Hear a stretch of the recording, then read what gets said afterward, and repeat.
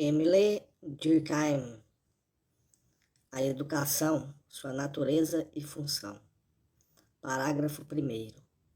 As definições da educação. Exame crítico. A palavra educação tem sido muitas vezes empregada em sentido demasiadamente amplo para designar o conjunto de influências que, sobre a nossa inteligência ou sobre a nossa vontade, exercem os outros homens ou, em seu conjunto, realiza a natureza.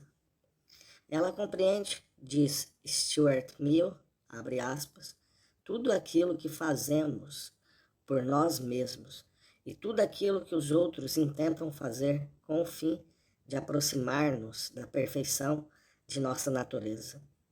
Em sua mais larga acepção, compreende mesmo os efeitos indiretos produzidos sobre o caráter e sobre as faculdades do homem, por coisas e instituições cujo fim próprio é inteiramente outro, pelas leis, formas de governo, artes industriais ou ainda por fatos físicos independentes da vontade do homem, tais como o clima, o solo, a posição geográfica.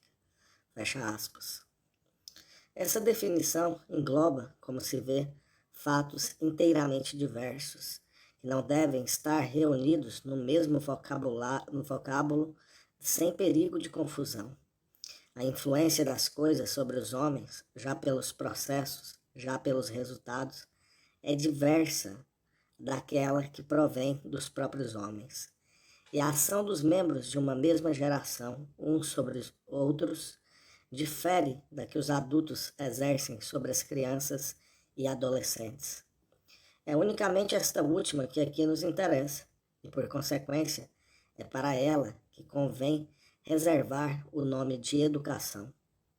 Mas em que consiste tal influência, toda especial? Respostas muito diversas têm sido dadas a essa pergunta. Todas, no entanto, podem reduzir-se a dois tipos principais.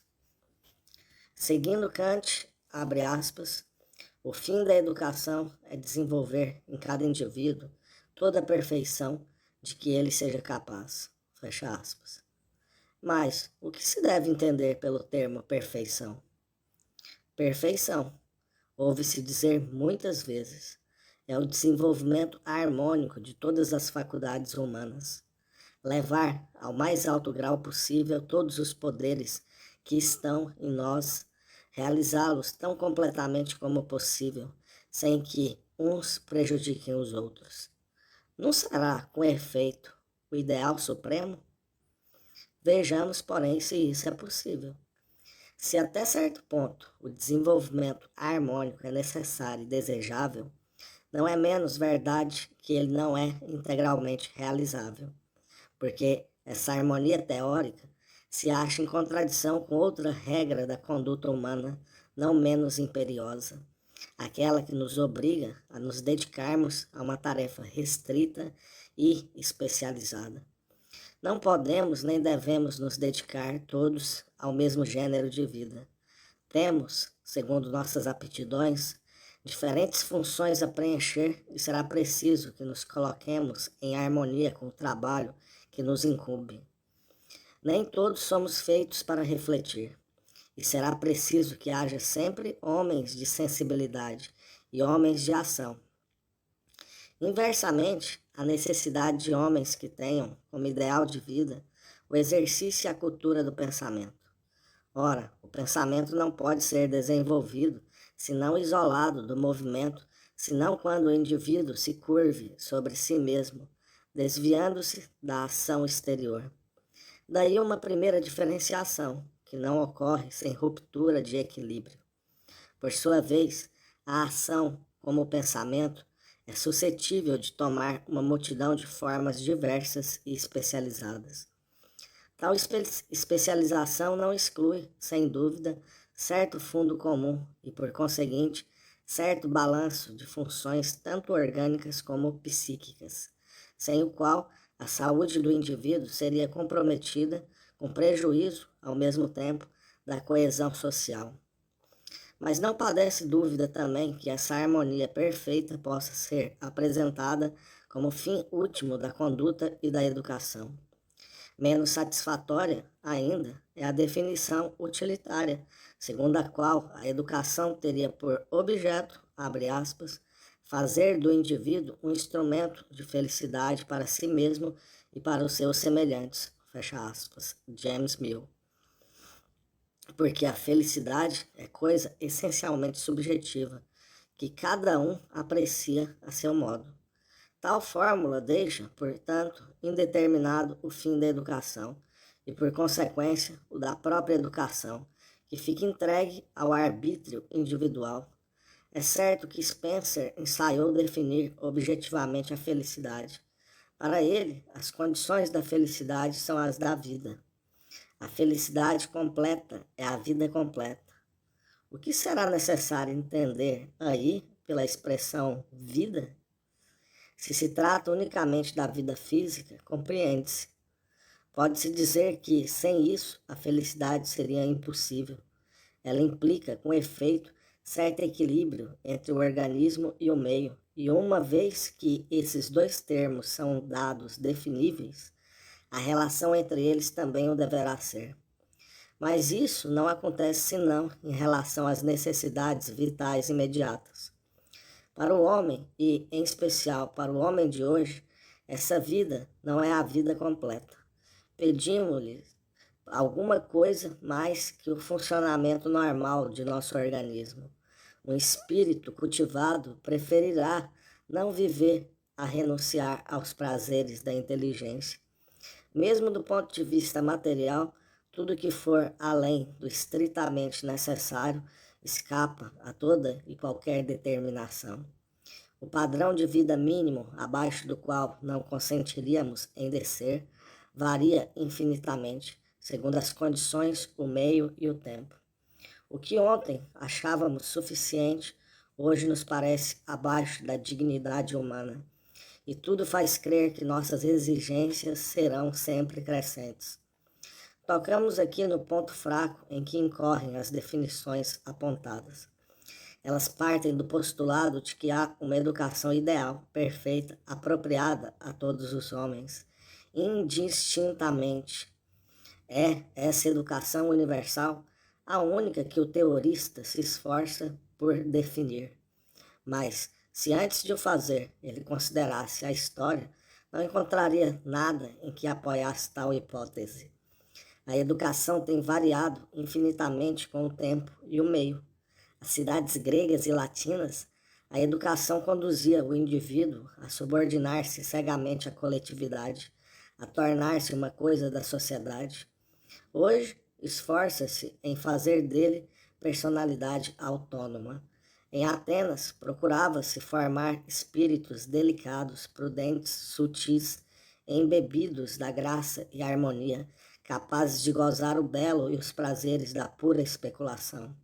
Em Roma, desejava-se especialmente que as crianças se tornassem homens de ação, apaixonados pela glória militar, indiferentes no que tocasse às letras e às artes. Na Idade Média, a educação cristã, antes de tudo. Na Renascença, toma caráter mais leigo, mais literário. Nos dias de hoje, a ciência tende a ocupar o lugar que a arte outrora preenchia. Dir-se-á que isso não representa o ideal, ou que, se a educação tem variado, tem sido pelo desconhecimento do que deveria ser. O argumento é insuficiente. Se a educação romana tivesse tido o caráter de individualismo comparável ao nosso, a cidade romana não se teria podido manter. A civilização latina não teria podido constituir-se nem, por consequência, a civilização moderna que dela deriva em grande parte. As sociedades cristãs da Idade Média não teriam podido viver se tivessem dado ao livre exame o papel de que hoje ele desfruta. Importa, pois, para o esclarecimento do problema, atender a necessidades inelutáveis de que não se pode fazer abstração. De que serviria imaginar uma educação que levasse à morte a sociedade que a praticasse? O postulado tão contestável de uma educação ideal conduz há erro ainda mais grave. Se se começa por indagar qual deva ser a educação ideal, abstração feita das condições de tempo e lugar, é porque se admite, implicitamente, que os sistemas educativos nada têm de real em si mesmos. Não se vê neles um conjunto de atividades e de instituições, lentamente organizadas no tempo, solidárias com todas as outras instituições sociais que a educação exprime ou reflete. Instituições essas, por consequência, que não podem ser mudadas à vontade, mas só com a estrutura mesma da sociedade. Pode parecer que isso seja simples jogo de conceitos, uma construção lógica apenas. Imagina-se que os homens de cada tempo organizam a sociedade voluntariamente para realizar fins determinados, que, se essa organização não é, por toda parte, a mesma, os povos se têm enganado, seja quanto à natureza dos fins que convém atingir, seja em relação aos meios com que tenham tentado realizar esses objetivos. E desse ponto de vista, os sistemas educativos do passado aparecem como outros tantos erros, totais ou parciais. Não devem, pois, entrar em consideração. Não temos de ser solidários com os erros de observação ou de lógica cometidos por nossos antepassados, mas podemos e devemos encarar a questão sem nos ocupar das soluções que lhe têm sido dadas. Isto é, deixando de lado tudo o que a educação tem sido, devemos indagar agora o que ela deve ser. Os ensinamentos da história podem servir, quando muito, para que pratiquemos os mesmos erros. Na verdade, porém, cada sociedade, considerada em momento determinado de seu desenvolvimento, possui um sistema de educação que se impõe aos indivíduos de modo geralmente irresistível.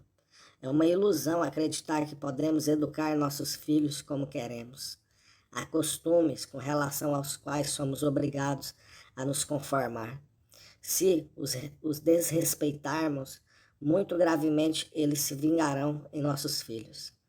Estes, uma vez adultos, não estarão em estado de viver no meio de seus contemporâneos, com os quais não encontrarão harmonia.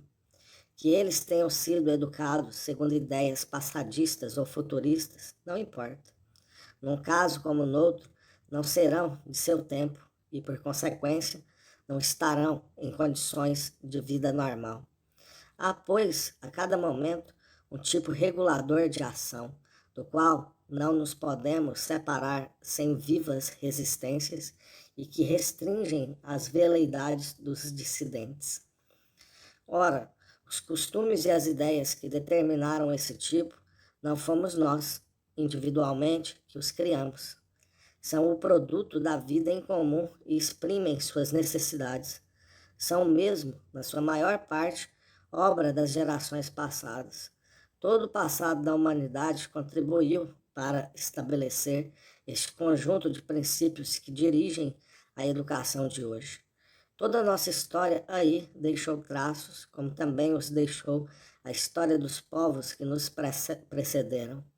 Da mesma forma, os organismos superiores trazem em si como que um eco de toda a evolução biológica de que são o resultado. Quando se estuda historicamente a maneira pela qual se formaram e se desenvolveram sistemas de educação, percebe-se que eles dependem da religião, da organização política, do grau de desenvolvimento das ciências, do estado das indústrias, etc. Separados de todas essas causas históricas, tornam-se incompreensíveis.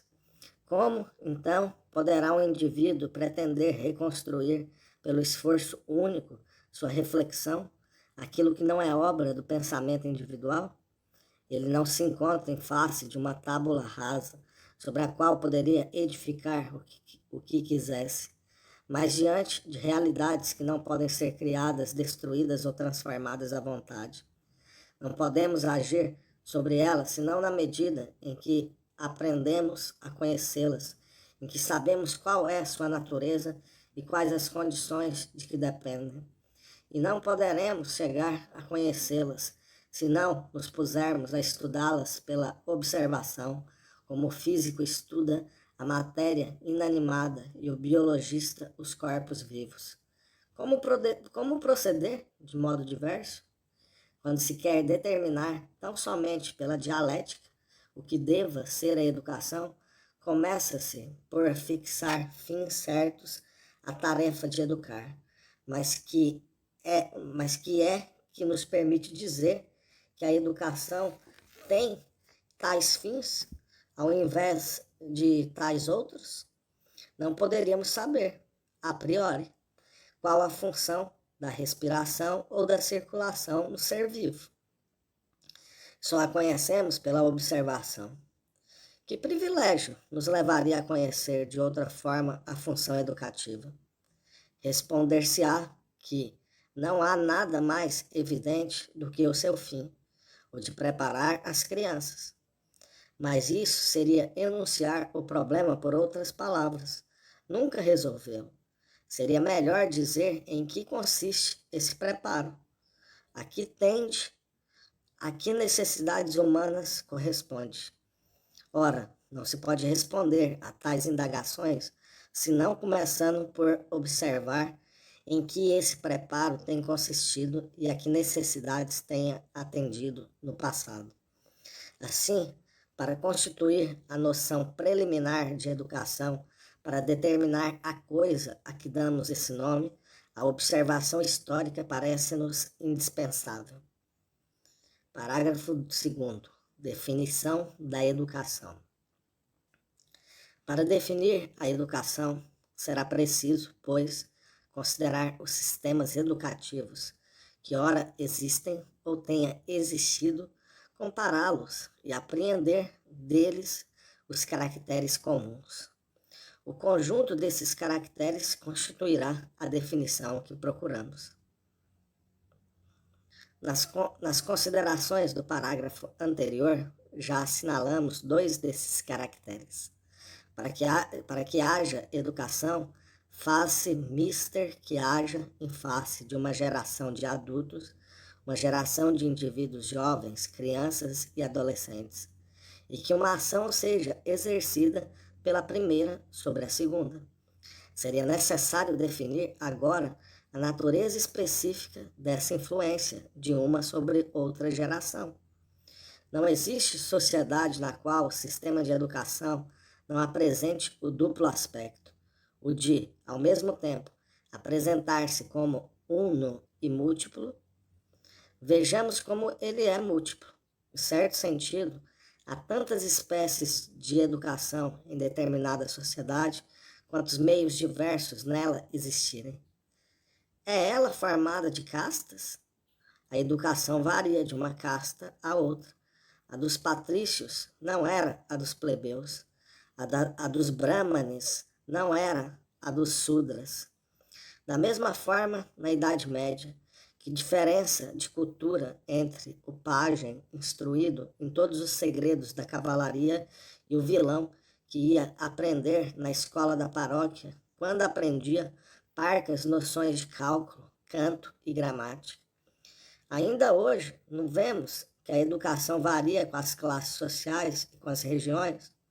A da cidade não é a do campo, a do burguês não é a do operário.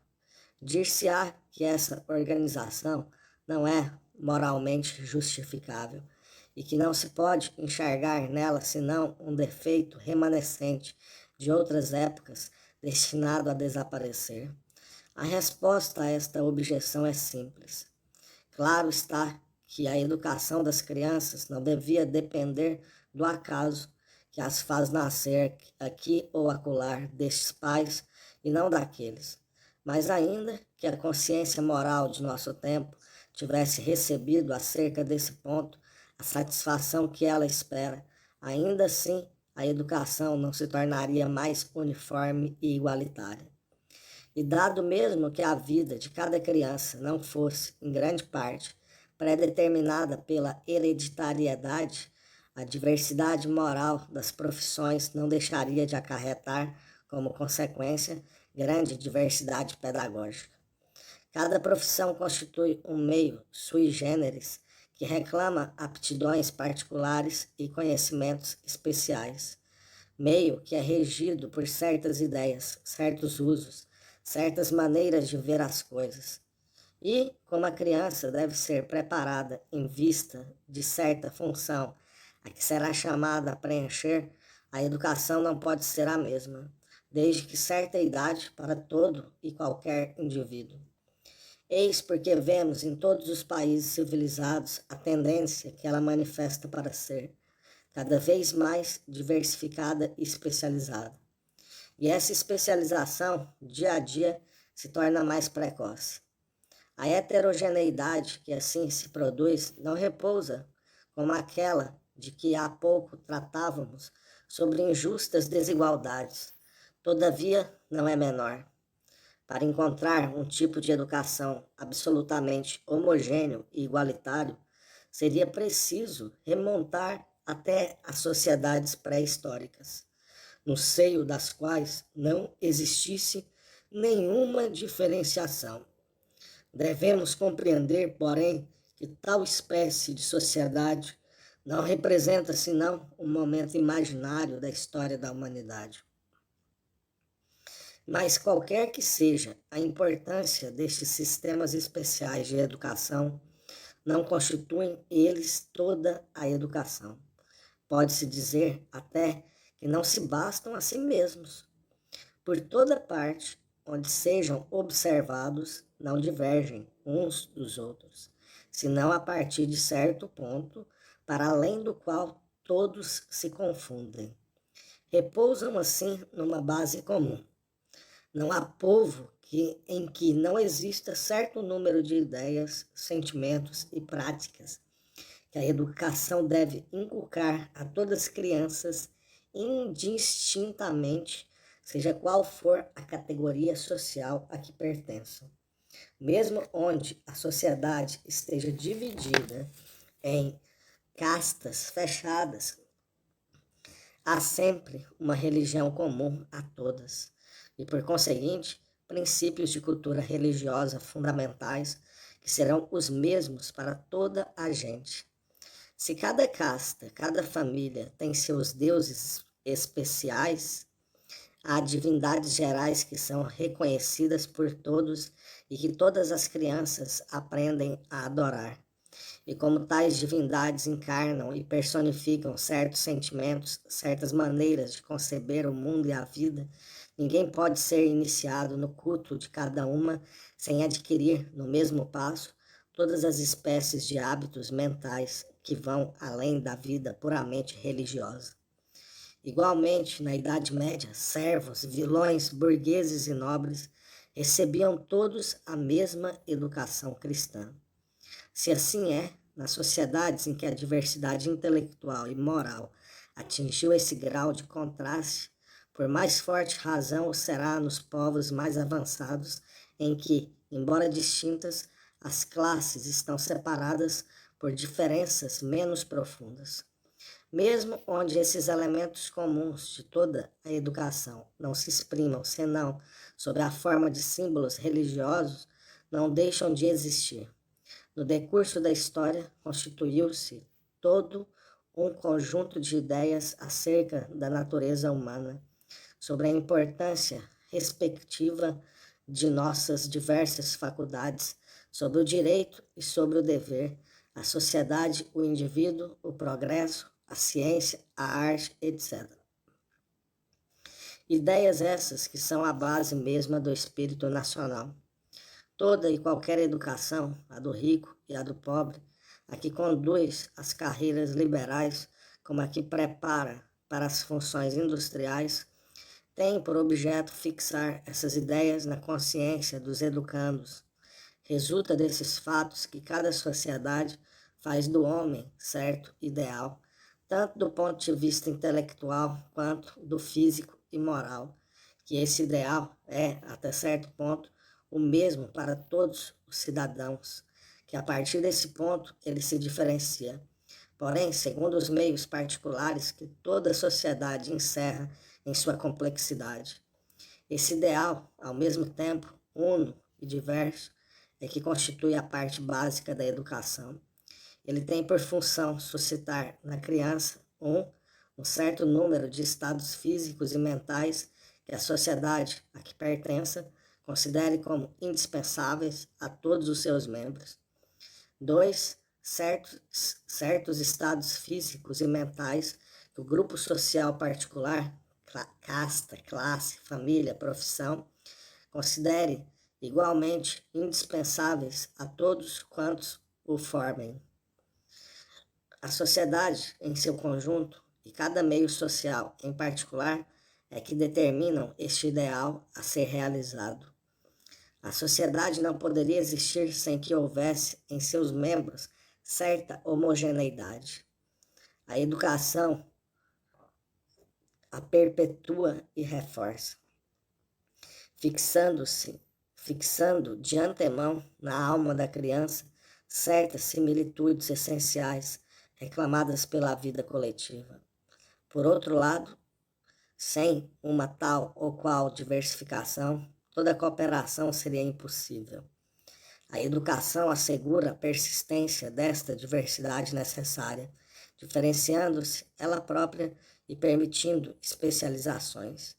Se a sociedade tiver chegado a um grau de desenvolvimento em que as antigas divisões em castas ou classes não possam mais manter-se, prescreverá uma educação mais igualitária, como básica.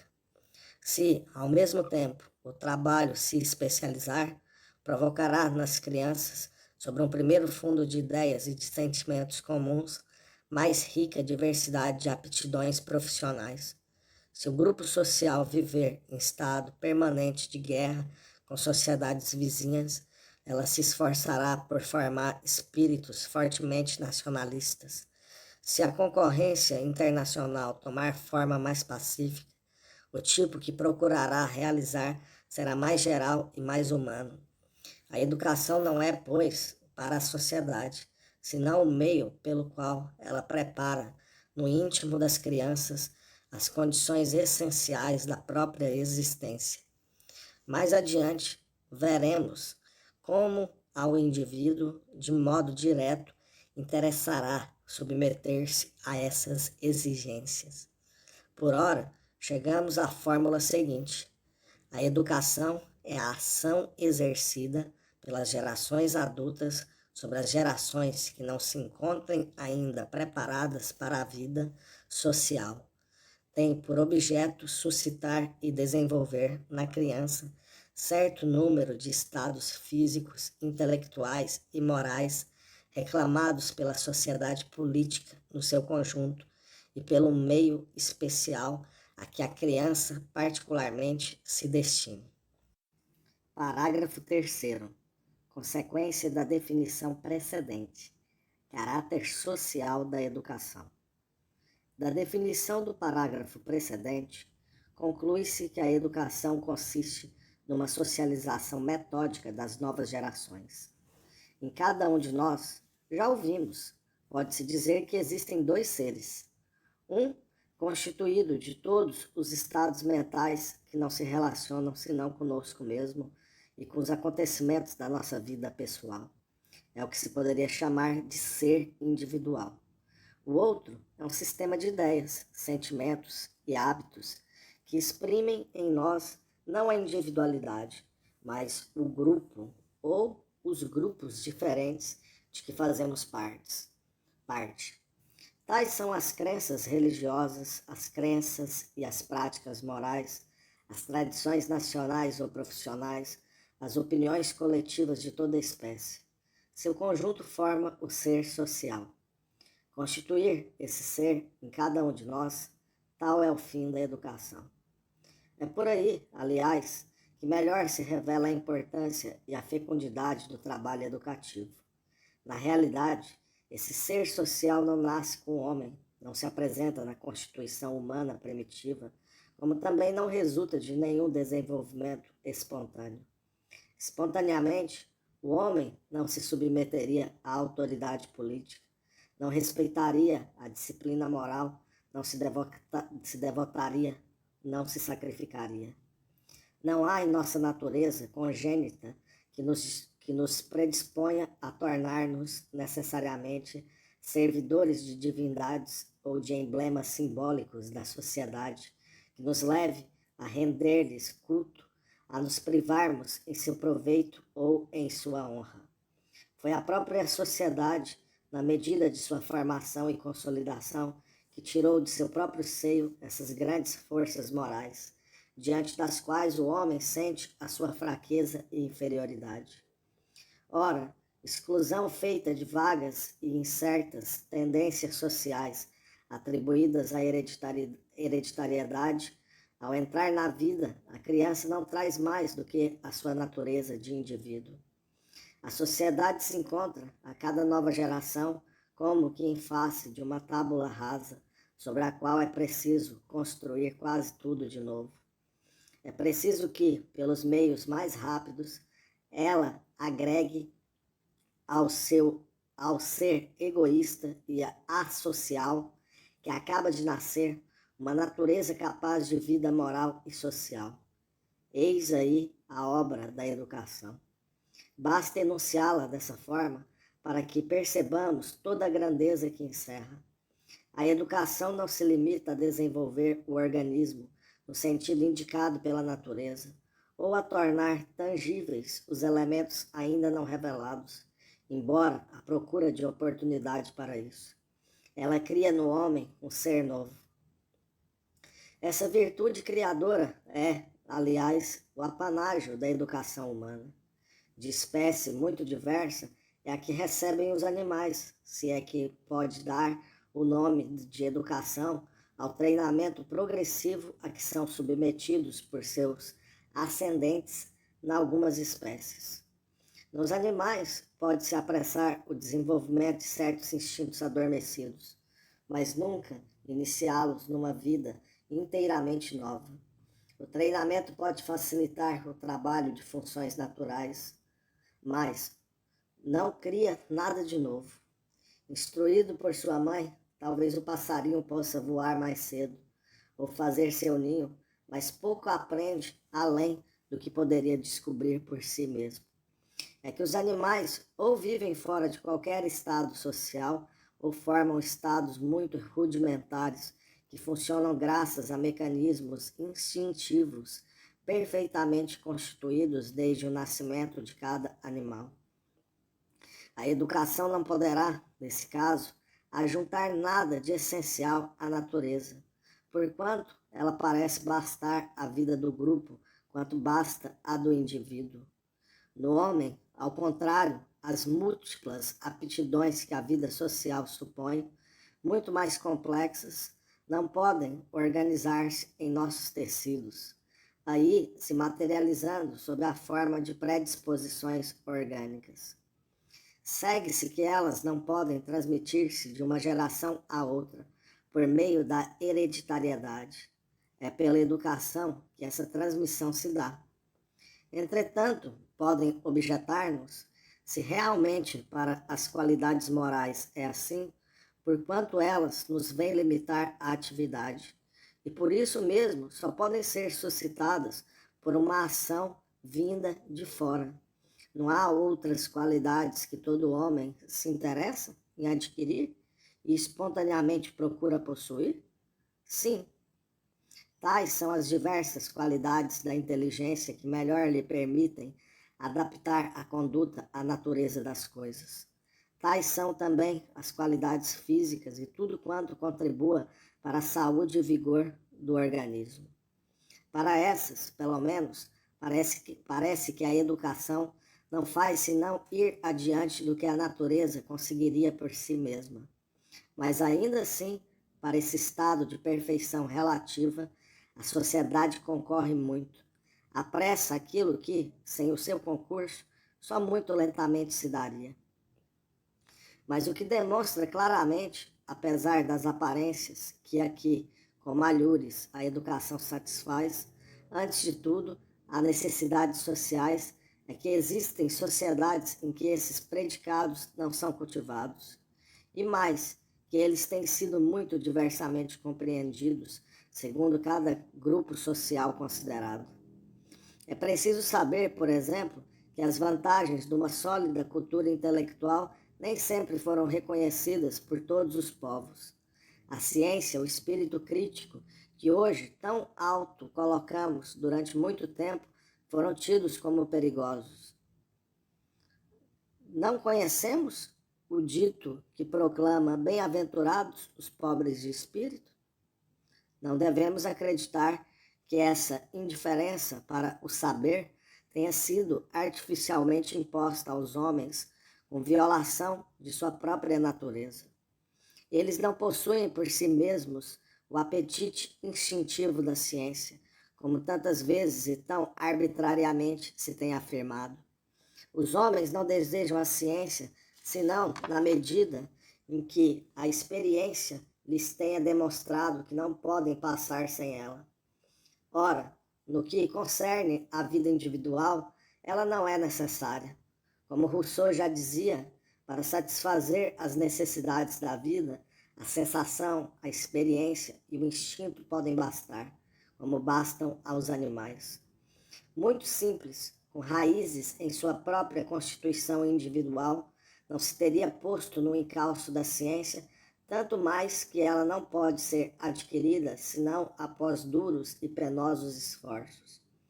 O homem não veio a conhecer a sede do saber, senão quando a sociedade lhe despertou. E a sociedade não lhe despertou, senão quando sentiu que seria necessário fazê-lo. Esse momento veio quando a vida social, sob todas as formas, se tornou demasiado complexa para poder funcionar de outro modo que não fosse pelo pensamento refletido, isto é, pelo pensamento esclarecido pela ciência. Então, a cultura científica tornou-se indispensável. E é essa a razão por que a sociedade a reclama de seus membros e a impõe a todos como um dever. Originariamente, porém, enquanto a organização social era muito simples, muito pouco variada, sempre igual a si mesma, a tradição cega bastava, como basta o instinto para o animal. Nesse estado, o pensamento e o livre exame eram inúteis, se não prejudiciais, porque ameaçavam a tradição. Eis porque não eram proscritos. Dá-se o mesmo com as qualidades físicas.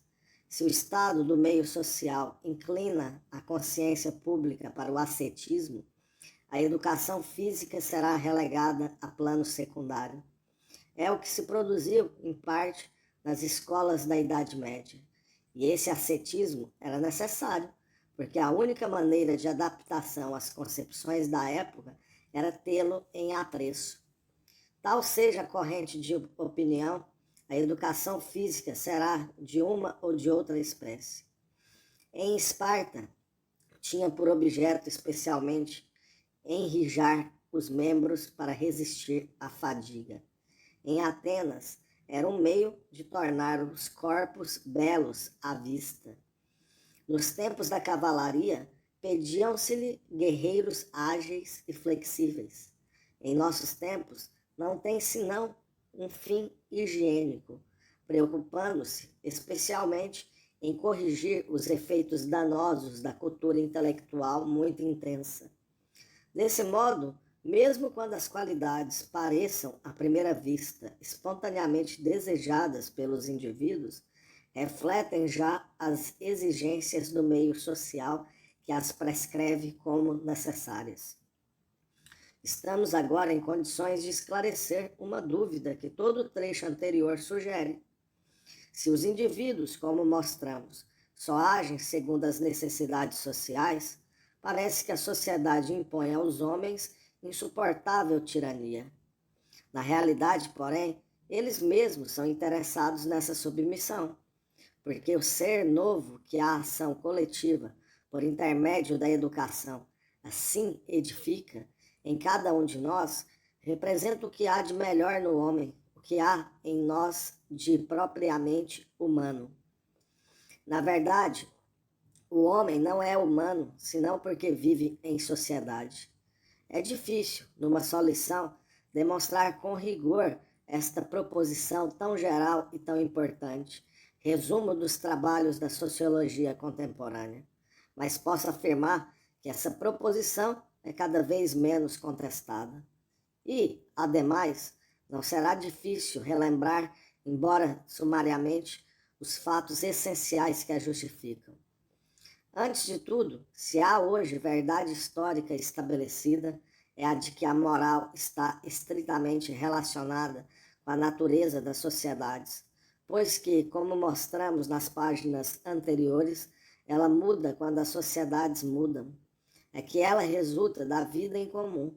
É a sociedade que nos lança fora de nós mesmos, que nos obriga a considerar outros interesses que não os nossos, que nos ensina a dominar as paixões, os instintos e dar-lhes lei, ensinando-nos o sacrifício, a privação, a subordinação dos nossos fins individuais a outros mais elevados.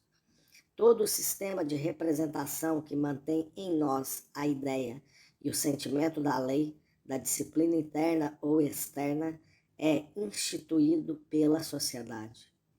Foi assim que adquirimos esse poder de resistirmos a nós mesmos, esse domínio sobre as nossas tendências, que é dos traços distintivos da feição humana, pois ela é tão desenvolvida em nós quanto mais plenamente representemos as qualidades do homem de nosso tempo. Do ponto de vista intelectual, não devemos menos à sociedade. É a ciência que elabora as noções cardeais que dominam o pensamento, a noção de causa, de lei, de espaço, de número, noções de corpo, de vida, de consciência, de sociedade, etc. Todas essas ideias fundamentais se encontram perpetuamente em evolução. É que elas são o resumo, a resultante de todo o trabalho científico, justamente ao contrário de serem o seu ponto de partida, como Pestalozzi acreditava. Não concebemos hoje o homem, a natureza, as coisas, o espaço mesmo, como os homens da Idade Média os concebiam. É que os nossos conhecimentos e os nossos processos científicos já não são os mesmos. Ora, a ciência é obra coletiva, porquanto supõe vasta cooperação de todos os sábios, não somente de dada época, mas de todas as épocas.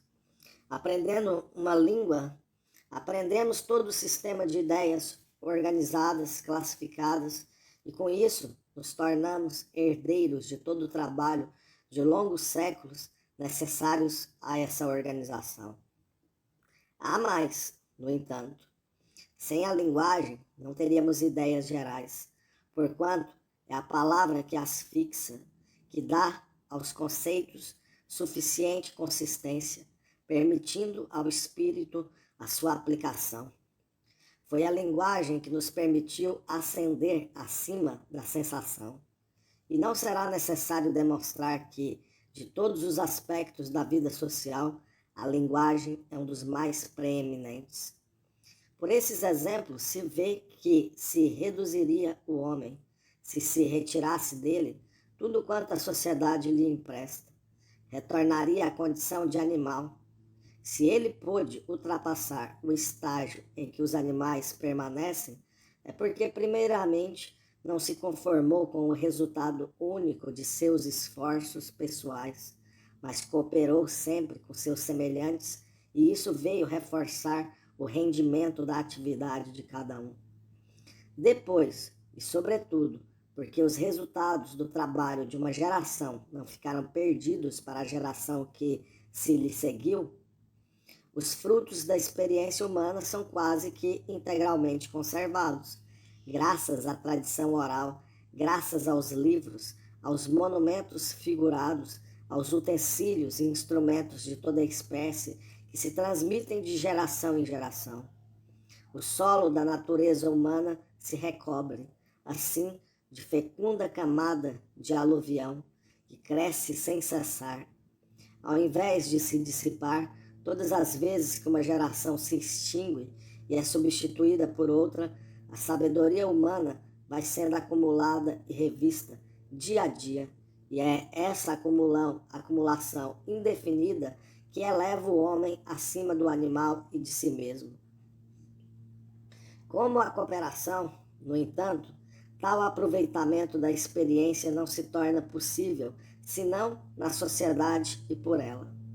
Para que o legado de cada geração possa ser conservado e acrescido, será necessário que exista uma entidade moral duradoura, que ligue uma geração à outra, a sociedade. Por isso mesmo, o suposto antagonismo, muitas vezes admitido entre indivíduo e sociedade, não corresponde a coisa alguma no terreno dos fatos. Bem longe de estarem em oposição ou de poderem desenvolver-se em sentido inverso um do outro, sociedade e indivíduo são ideias dependentes uma da outra. Desejando melhorar a sociedade, o indivíduo deseja melhorar-se a si próprio. Por sua vez, a ação exercida pela sociedade, especialmente através da educação, não tem por objeto ou por efeito comprimir o indivíduo, amesquinhá-lo, desnaturalizá-lo, mas, ao contrário, engrandecê-lo e torná-lo criatura verdadeiramente humana. Sem dúvida, o indivíduo não pode engrandecer-se senão pelo próprio esforço.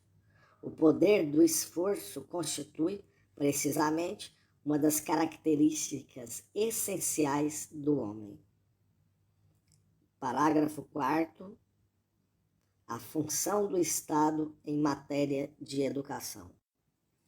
A definição anteriormente estudada permite resolver com clareza a controvertida questão dos deveres e direitos do Estado em matéria de educação. Opõe-se ao Estado quase sempre os direitos da família. Diz-se que a criança é, antes de tudo, de seus pais. A estes, pois, e a mais ninguém, incumbe a direção de seu desenvolvimento intelectual e moral.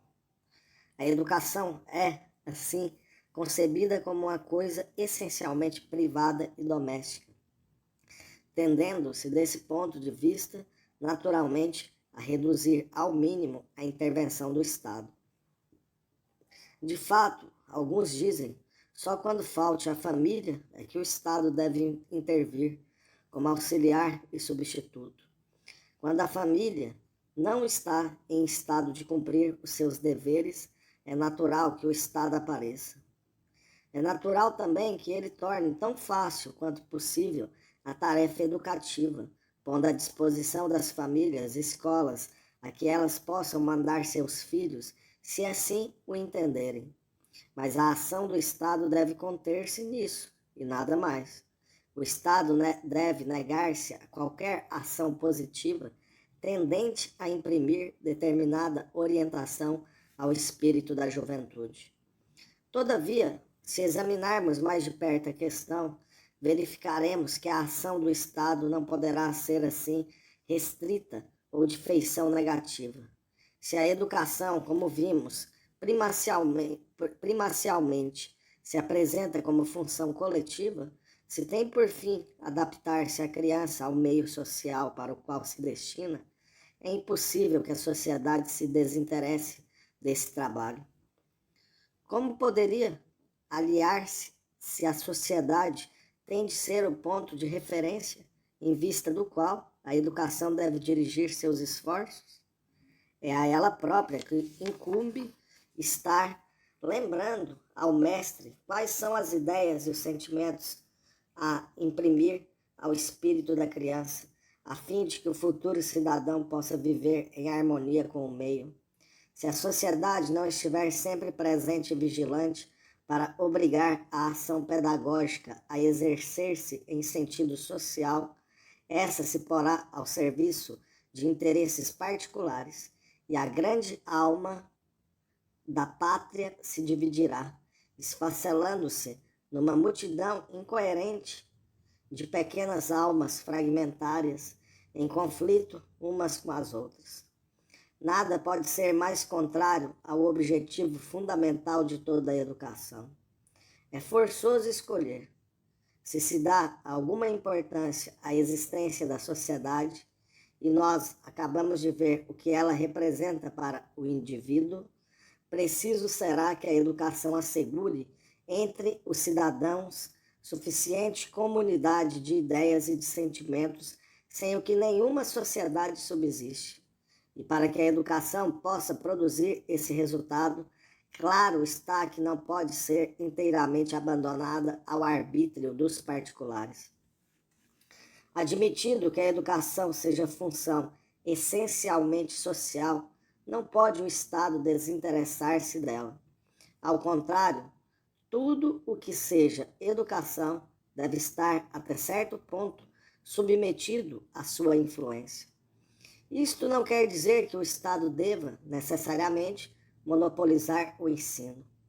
A questão é muito complexa para que se trate dela assim de passagem.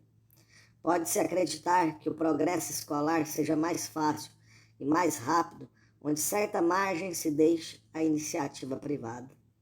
O indivíduo é sempre mais renovador que o Estado, mas do fato de dever o Estado, no interesse público, deixar abrir outras escolas que não as suas, não se segue que deva tornar-se estranho ao que nela se vem a passar. Pelo contrário, a educação que aí se der deve estar submetida à sua fiscalização. Não é mesmo admissível que a função de educador possa ser preenchida por alguém que não apresente as garantias de que o Estado, e só ele, pode ser juiz. Os limites dentro dos quais deve permanecer essa intervenção não podem ser determinados uma vez por todas. Mas o princípio de intervenção não se contesta. Não se compreende que uma escola possa reclamar o direito de dar uma educação antissocial, por exemplo. Será necessário reconhecer, entretanto, que a situação de luta em que atualmente estão os espíritos quanto à função do Estado torna seus deveres particularmente delicados, ao mesmo tempo que mais relevantes em matéria de educação. Não incumbe ao Estado, com efeito, impor uma comunhão de ideias e sentimentos sem a qual a sociedade não se organiza. Essa comunhão é espontaneamente criada, e ao Estado outra coisa não cabe senão consagrá-la, mantê-la, torná-la mais consciente aos indivíduos. Ora, é incontestável que, infelizmente, entre nós, essa unidade moral não se apresenta sob todos os pontos como seria de desejar-se. Estamos divididos por concepções divergentes e, às vezes, mesmo contraditórias. Há nessas divergências um fato impossível de dissimular e cuja consideração se impõe ao espírito dos educadores. É o de que não se deve reconhecer à maioria o direito de impor suas ideias aos filhos dos indivíduos em minoria. A escola não pode ser propriedade de um partido. E o mestre faltará aos seus deveres quando empregue a autoridade de que dispõe para atrair seus alunos à rotina de seus preconceitos pessoais, por mais justificados que eles lhe pareçam. Mas, a despeito de todas as dissidências, há na base de nossa civilização certo número de princípios que, implícita ou explicitamente, são comuns a todos, ou pelo menos que bem poucos ousam negar em sã consciência. O respeito da razão da ciência, das ideias e sentimentos em que se baseia a moral democrática. É função do Estado proteger esses princípios essenciais, fazê-los ensinar em suas escolas, velar para que não fiquem ignorados pelas crianças, de parte alguma, zelar pelo respeito que lhe devemos. Há, a este propósito, uma ação certa a exercer, que talvez seja tanto mais eficaz quanto menos agressiva e menos violenta pareça, contida, como deve ser, nos limites de sábia tolerância. Parágrafo 5º. Poder da educação e meios de seu exercício. Depois de haver determinado o fim da educação, faz-se mister determinar como e em que medida poderemos atingir esse fim, isto é, como e em que medida a educação pode ter eficácia. A questão tem sido, em todos os tempos, muito controvertida. Para Fontenelle, abre aspas, nem a boa educação faz o bom caráter, nem a má o destrói, fecha aspas. Ao contrário, para Locke e para Helvétius, a educação é onipotente. Segundo este último, abre aspas, todos os homens nascem iguais e com aptidões semelhantes. Só a educação os diferencia, fecha aspas. A teoria de Jacotot se aproxima da precedente. A solução deste problema depende da ideia que se tenha da importância e da natureza das predisposições inatas de uma parte. É do poder dos processos educativos de que o educador disponha de outra parte. A educação não tira o homem do nada, como acreditavam Locke e Helvétius. Ela se aplica a disposições que se encontram na criança. Pode-se conceder, de modo geral, que essas tendências congênitas sejam muito fortes, difíceis de destruir ou de transformar radicalmente, porque elas dependem de condições orgânicas sobre as quais o educador não tem quase influência alguma. Em consequência, na medida em que elas possuam objeto definido, ou inclinem o espírito e o caráter a agir e a pensar de modo estritamente determinado, todo o futuro do indivíduo se acha fixado de antemão. A educação não poderá aí fazer muito. Felizmente, as predisposições inatas do homem são muito gerais e muito vagas. O tipo de predisposição fixa, rígida, invariável, que não permite a ação das causas exteriores, será o instinto. Pode-se perguntar se, nesse sentido, existe no homem um só instinto propriamente dito. Fala-se algumas vezes do instinto de conservação, mas a expressão é imprópria, porque o instinto é um sistema de movimentos determinados, sempre idênticos. Uma vez provocados pela sensação, se encadeiam automaticamente até que cheguem a seu termo natural, tudo sem que a reflexão possa intervir. Os movimentos que fazemos quando nossa vida está em perigo não têm absolutamente essa determinação e essa invariabilidade automática. Eles mudam conforme as situações. Nós os apropriamos às circunstâncias. Eles se estabelecem, portanto, depois de certa escolha consciente, ainda que muito rápida. O que chamamos instinto de conservação não passa, em definitivo, de uma impulsão geral de fugir ao sofrimento e à morte, sem que os meios pelos quais procuremos evitá-los estejam predeterminados uma vez por todas. Pode-se dizer o mesmo do que se chama, não menos exatamente, de instinto maternal, instinto paternal e mesmo instinto sexual. São tendências numa certa direção. Mas as formas pelas quais essas tendências se exteriorizam variam de indivíduo a indivíduo e de uma ocasião a outra. Larga margem se reserva a indecisões, tentativas e acomodações pessoais e, em consequência, a ação de fatores que não podem fazer sentir sua influência senão depois de nascido o indivíduo. Ora, a educação é um desses fatores. É verdade que se pretende que a criança herde, às vezes, tendência muito forte para atos definidos como o suicídio, o roubo, o assassínio, a fraude, etc. Mas tais asserções absolutamente não se coadunam com os fatos. Diga-se o que se disser, não se nasce criminoso, ainda menos não se é votado, desde o nascimento, a este ou aquele gênero de crime. O paradoxo dos criminalistas italianos não conta mais com grande número de defensores. O que se herda é certa falta de equilíbrio mental, que torna o indivíduo mais refratário a uma conduta coerente e disciplinada. O temperamento dessa natureza não predestina, porém, o homem para ser mais criminoso do que para ser explorador, desejoso de aventuras, profeta, renovador, político, inventor, etc. Pode-se dizer outro tanto das aptidões profissionais.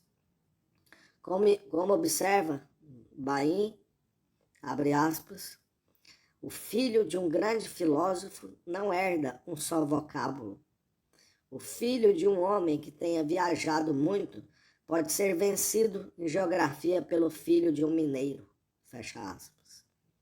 O que a criança recebe de seus pais são faculdades muito gerais, capacidade de atenção, certa dose de perseverança, juízo são, capacidade imaginativa, etc. É óbvio que cada uma dessas faculdades pode servir a fins muito diversos. Uma criança dotada de viva imaginação poderá tornar-se, segundo as circunstâncias e as influências que tiver recebido, grande pintor ou poeta, engenheiro de espírito inventivo ou audacioso financeiro. É, pois, considerável a variação da aplicação das qualidades naturais e a forma especial de sua utilização na vida. Isso quer dizer que o futuro não se acha estritamente predeterminado por nossa Constituição. A razão é fácil de ser compreendida. As únicas formas de atividade que poderiam ser transmitidas hereditariamente seriam aquelas que se repetissem sempre de modo perfeitamente idêntico, para poder fixar-se sob forma rígida no organismo. Ora, a vida humana depende de condições múltiplas e complexas, por isso mesmo mutáveis. Será preciso que o organismo mesmo se modifique sem cessar. Logo, é impossível que a vida se cristalize sob forma definida e definitiva. Só disposições muito gerais, muito vagas, que exprimam caracteres comuns a todas as experiências particulares, poderão sobreviver e passar de uma geração a outra. Afirmar que caracteres inatos são, na maior parte, de ordem geral, é afirmar que eles se apresentam maleáveis, flexíveis, muito dóceis, podendo receber determinações muito variadas. Entre as virtualidades indecisas que constituem o homem ao nascer e a personalidade definida que ele deve tornar-se para o desempenho na sociedade de um papel útil, a distância é muito grande. Essa distância é a educação que leva a criança a percorrer. Vê-se, daí, quão vasta é a sua função. Mas para exercê-la, disporá a educação de meios suficientemente enérgicos? Para dar ideia do que constitui a ação educativa e demonstrar o seu poder, um psicólogo contemporâneo, Guattari, comparou-a com a sugestão hipnótica. E a comparação tem a sua razão de ser. A sugestão hipnótica supõe, com efeito, duas condições que são as seguintes. Primeira, o estado em que se encontra o sujeito hipnotizado se caracteriza por uma excepcional passividade. O espírito fica quase reduzido ao estado de tábula rasa. Uma espécie de vácuo se faz na consciência. A vontade fica paralisada. Em consequência, a ideia sugerida, não encontrando pensamento contrário, pode instalar-se com o mínimo de resistência. Segundo, entretanto, como o vácuo nunca é completo, será preciso que a ideia tire da própria sugestão um poder de ação particular. Por isso, é necessário que o magnetizador fale em tom de comando, com a autoridade. É preciso que ele diga, eu quero, que indique que nem acredita a recusa seja possível, que o ato deve ser cumprido, que a coisa deve ser vista tal qual é mostrada, que não pode ser de outra forma. Se o hipnotizador vacilar, ver-se-á o sujeito hesitar, resistir, às vezes mesmo recusar-se a obedecer. Se entrar em discussão, isso fará tão somente para mostrar o seu poder. se a sugestão for contra a tendência natural do hipnotizado. Mais imperativo deve ser o tom em que se lhe fale. Ora, essas duas condições se exigem nas relações que o educador mantenha com a criança submetida à sua influência. Primeiro, a criança fica, por condição natural, em estado de passividade perfeitamente comparável àquela em que o hipnotizador é artificialmente colocado. A consciência não contém ainda senão um pequeno número de representações capazes de lutar contra as que lhe são sugeridas. A vontade é ainda rudimentar. Por isso, é a criança facilmente sugestionável. Pela mesma razão, torna-se muito acessível ao contágio do exemplo, muito propensa à imitação. Segundo, o ascendente que o mestre naturalmente possui sobre o discípulo, em razão da superioridade da experiência e cultura, dar-lhe-á o poder necessário à eficácia de sua atividade. Esta comparação demonstra como o educador deve ser prudente.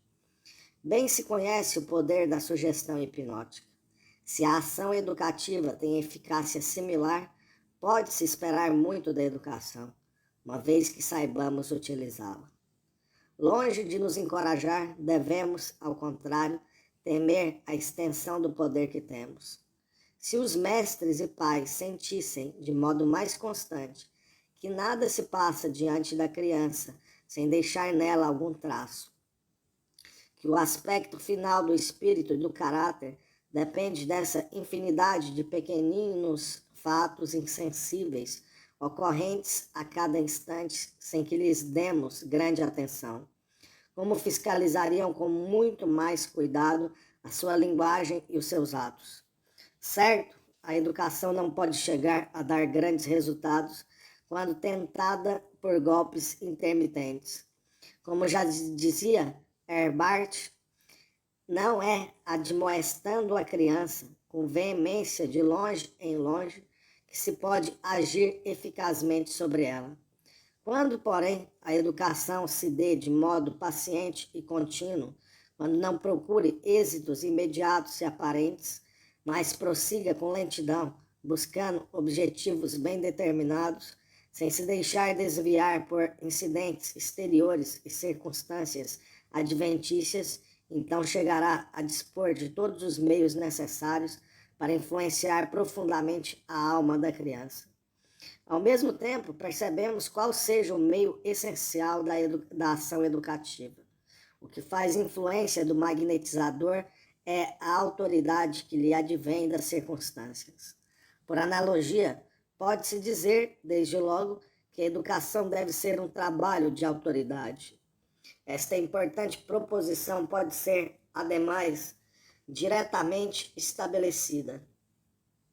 Já vimos que a educação tem por objeto superpor ao ser que somos ao nascer, individual e associal, um ser inteiramente novo.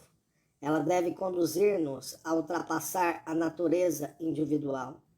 Só sob essa condição, a criança tornar-se-á um homem. Ora, não podemos elevar-nos acima de nós mesmos, senão por esforço mais ou menos penoso. Nada é tão falso e enganador como a concepção epicuriana da educação, a concepção de Montaigne, por exemplo, segundo a qual o homem pode formar-se, divertindo-se, sem outro aguilhão senão o do prazer. Se a vida nada tem de sombrio, e se é crime ensombrá-la artificialmente aos olhos da criança, verdade é também que ela é grave e séria, e que a educação que prepara para a vida deve participar dessa gravidade. Para aprender a conter o egoísmo natural, subordiná-lo a fins mais altos, submeter os desejos ao império da vontade, conformá-los em justos limites, será preciso que o educando exerça sobre si mesmo grande trabalho de contenção. Ora, não nos constrangemos, não nos submetemos, senão por uma destas duas razões, ou por força da necessidade de defesa física, ou porque o devamos moralmente. Mas a criança não pode perceber a necessidade que nos impõe fisicamente tais esforços, porque ela não se acha em contato imediato com as outras realidades da vida que tornam essa atitude justificável. Ela ainda não está empenhada na luta. Se bem que Spencer o tenha aconselhado, não podemos deixá-la exposta às rudes reações das coisas, às sensações naturais. Será preciso que ela esteja em grande parte formada quando verdadeiramente os aborde. Não é, pois, com a pressão das coisas que se pode contar para determinar o educando a exercer a vontade, adquirindo sobre si mesmo o domínio necessário. Fica o dever, o sentimento do dever, sim. É ele o estimulante capital do reforço para a criança e mesmo para o adulto. O amor próprio já o faz supor, porque, para ser sensível, como convém às punições e recompensas, é preciso ter consciência de sua dignidade e, por conseguinte, do dever. Mas a criança não pode conhecer o dever senão por seus pais e mestres. Não pode saber o que ele seja senão graças ao modo pelo qual pais e mestres o revelarem, na conduta e na linguagem. É preciso, portanto, que eles sejam, para o educando, o dever personificado. Isso significa que a autoridade moral é a qualidade essencial do educador, porque, pela autoridade que nele se encarna, é que o dever é o dever. O que o dever tem de especial é o tom imperativo com que fala as consciências, o respeito que inspira a vontade e que faz inclinar-se desde que ele se tenha pronunciado. Por isso mesmo, é indispensável que uma impressão do mesmo gênero resulte da pessoa do mestre. Não será necessário demonstrar que a autoridade, assim compreendida, nada tem de violento nem de compressor. Consiste tão somente em ascendência moral. Ela supõe, realizadas no mestre, duas condições essenciais. Primeiro, que ele tenha vontade, porque a autoridade implica a confiança e a criança não pode manifestar confiança em quem vê hesitar, tergiversar, voltar sobre suas decisões. Mas essa primeira condição não é a principal. O que importa, antes de tudo, é que o mestre demonstre sentir realmente, sinceramente, o sentimento da própria autoridade. A autoridade é uma força que ninguém pode manifestar se efetivamente não a possui. De onde pode vir ela? Será do poder material do que se arma? Do direito de punir e de recompensar? Mas o temor é coisa diversa do respeito à autoridade. Esse temor não tem valor moral, senão quando o castigo seja reconhecido como justo por aquele que o recebe. E isso implica que a autoridade, ao punir, já é reconhecida como legítima. E a questão precisamente é essa. Não é de fora que o mestre recebe a autoridade, é de si mesmo. Ela não pode provir senão de fé interior. É preciso que ele creia não em si, sem dúvida, não nas qualidades superiores de sua inteligência ou de seu coração, mas na missão que lhe cabe e na grandeza dessa missão. O que faz a autoridade de que, tão facilmente, se reveste a palavra do sacerdote é a alta ideia que tem de sua missão, porque ele fala em nome de uma divindade na qual tem fé de quem se sente mais próximo do que a multidão dos profanos. O mestre leigo pode e deve ter alguma coisa desse sentido. Ele também é o órgão de uma grande entidade moral, a sociedade.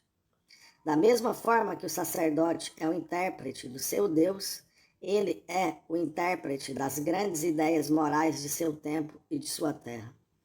Que ele se aferre a essas ideias, que sinta toda a sua grandeza e a autoridade que existe nelas e de que ele possua perfeita consciência. não tardará essa autoridade a comunicar-se à sua pessoa e a tudo quanto dela emane. Na autoridade que assim decorra de uma causa impessoal, não pode entrar orgulho, nem vaidade, nem pedanteria. Ela é feita do respeito que o mestre tenha por suas funções, ou, se quiser dizer, de seu ministério. É esse respeito que, por via da linguagem, do gesto e da conduta, passa de sua consciência para a consciência da criança. Tem-se, muitas vezes, oposto à ideia de liberdade e de autoridade, como se esses dois fatores de educação se contradizessem e, reciprocamente, se limitassem. Mas essa oposição é fictícia. Na realidade, esses dois termos, longe de se excluírem, são correlatos. A liberdade é filha da autoridade bem compreendida, porque ser livre não é fazer o que se queira, é ser-se senhor de si, saber agir pela razão, praticando o dever. Ora, é justamente com o objetivo de dotar a criança desse domínio de si mesma que a autoridade do mestre deve ser empregada. A autoridade do mestre não é mais do que um aspecto da autoridade do dever e da razão. A criança deve habituar-se a vê-la na palavra do educador, reconhecendo-lhe a força moral.